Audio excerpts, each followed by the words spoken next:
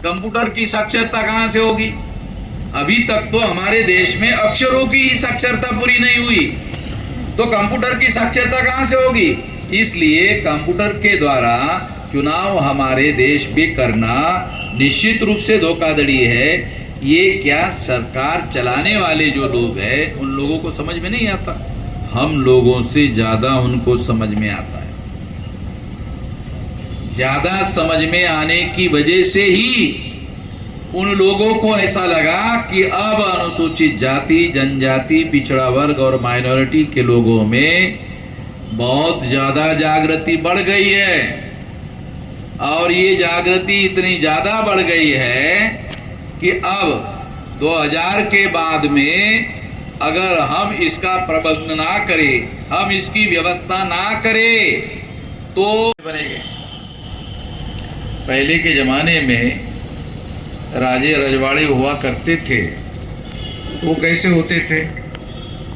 तलवारें चलती थी, खून खराबा होता था, मारकाट होती थी और बहुत बड़े पैमाने पर खून बहने के बाद में एक परास्त हो जाता था और दूसरा विजयी घोषित होता था, और जो विजयी घोषित होता था वो राजा हो जाता।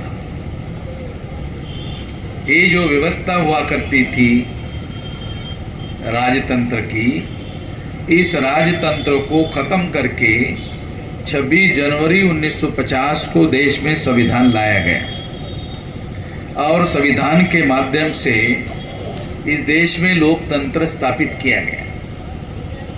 ये लोकतंत्र कैसे काम करता है? लोकतंत्र एक विचार है, लोकतंत्र एक आइडिया है, एक विचार है। इसको व्यवहार में लाने के लिए, लोकतंत्र को व्यवहार में लाने के लिए वोट का अधिकार है। अगर सारे दुनिया में लोकतंत्र है तो उसका व्यावहारिक रूप है चुनाव, और चुनाव में लोगों को अधिकार बहाल किया गया कि आप अपने पसंद की सरकार चुनो। लोग अपने पसंद की सरकार चुनते हैं और ये माना जाता है कि जैसे फॉर एग्जांपल 543 सीटें भारत के लोकतंत्र के संविधान में संसद के लिए है, तो संसद में 543 में अगर बहुमत हासिल करना है तो बहुमत हासिल करने के लिए 272 सीटें चाहिए। जिस किसी पार्टी को 272 सीटें मिलेगी उसको सिंपल मेजॉरिटी के साथ में उनकी सरकार बन जाएगी। तो ये सरकार चुनने का अधिकार वोटर लोगों को है। पहले जब संविधान लागू हुआ तो संविधान में 21 साल के व्यक्ति को वोट का अधिकार बहाल हुआ और बाद में इसे 18 साल का कर दिया गया। अभी 18 साल की व्यवस्था है। तो इस तरह से 18 साल के व्यक्ति को वोट का अधिकार देने का अधिकार बहाल किया गया और इसके माध्यम से चुनाव होता है, उसको वोट देने का अधिकार होता है और वो अपने लिए लोकतंत्र में बहुमत की सरकार चुनता है। तो ये सारा का सारा काम वोट के अधिकार के आधार पर होता है। अगर ये वोट की चोरी हो जाए फिर तो लोकतंत्र की चोरी हो जाएगी, तो लोकतंत्र का कोई मीनिंग नहीं रहेगा। ये खतरा ईवीएम की वजह से निर्माण हुआ है। 8 अक्टूबर 2013 को, मैं नहीं कह रहा हूं, सुप्रीम कोर्ट ने अपने जजमेंट में कहा कि ईवीएम मशीन के द्वारा फ्री, फेयर एंड ट्रांसपेरेंट चुनाव नहीं हो सकता। तो सुप्रीम कोर्ट ने कहा। जब सुप्रीम कोर्ट ने कहा तो निश्चित रूप से चुनाव ईवीएम मशीन के द्वारा नहीं होना चाहिए था। इसके बावजूद भी हो रहा है।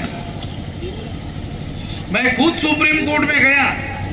ये कम से कम जब शुरू में ईवीएम मशीन आई थी, लोग वोट डालने के लिए जाते थे, वो बटन दबाते थे, उनको दिखाई नहीं देता था कि उनका बटन दबाने के बाद किसके नाम पर वोट जमा हो गया।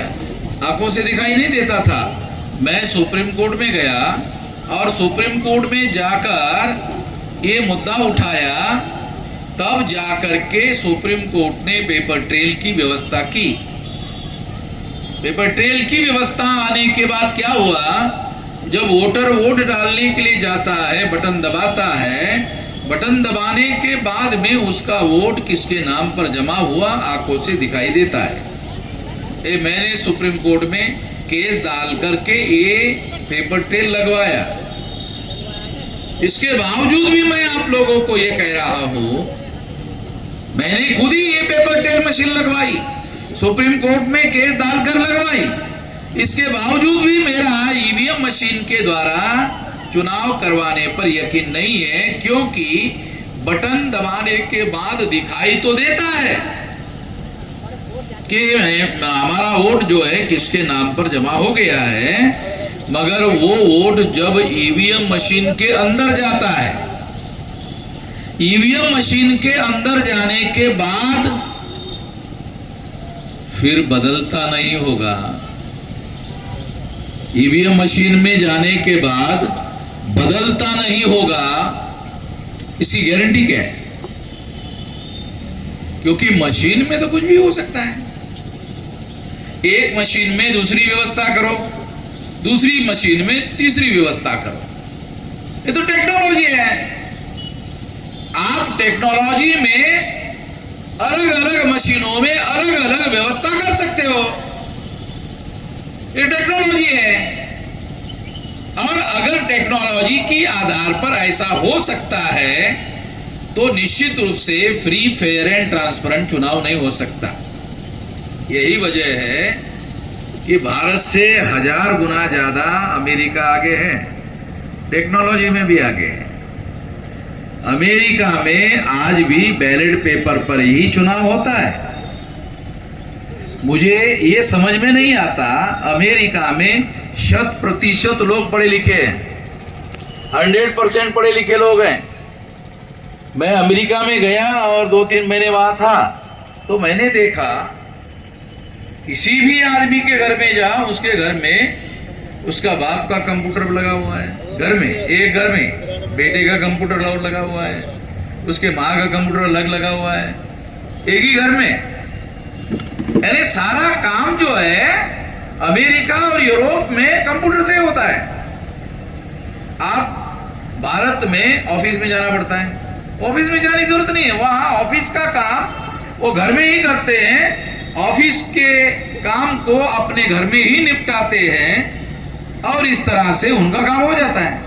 यानी सारा का सारा काम मशीन जैसे वो जिद उनको आई है वो हटाए रहिए तैयार नहीं है, तो हम भी अपना आंदोलन पीछे लेने के लिए तैयार नहीं है। हमारा आंदोलन भी जारी रहेगा और तब तक जारी रहेगा जब तक ईवीएम मशीन।